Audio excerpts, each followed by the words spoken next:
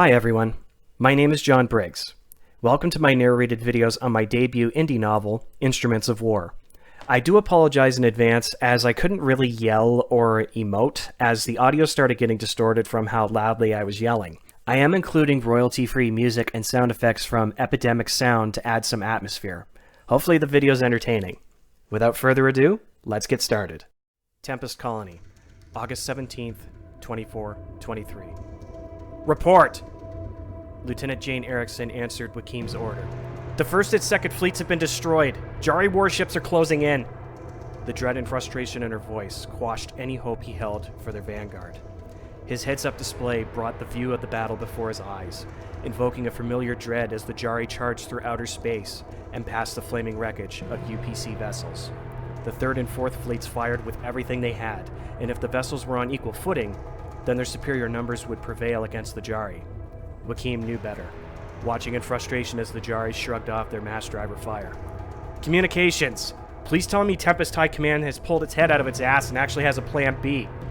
Negative, they're still scrambling to coordinate the evacuation effort. All they keep saying is, hold the line. Wakim's fist smashed into his armrest. Idiots!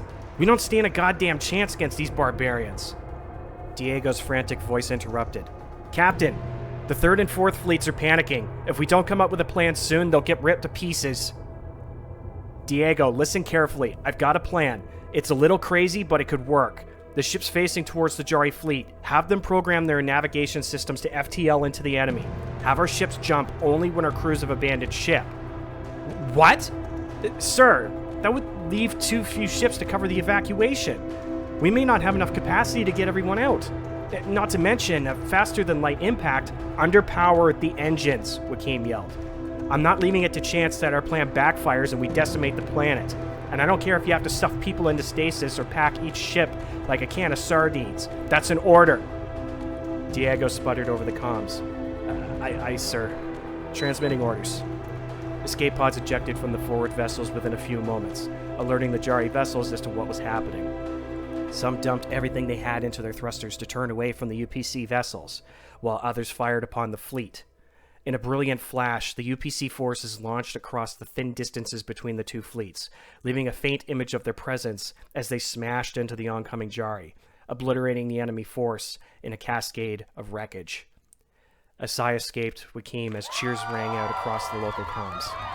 He sank back against his chair once more, gripping at the soft fabric as he closed his eyes.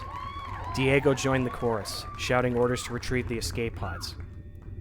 It's over. Finally. A victory to call our own.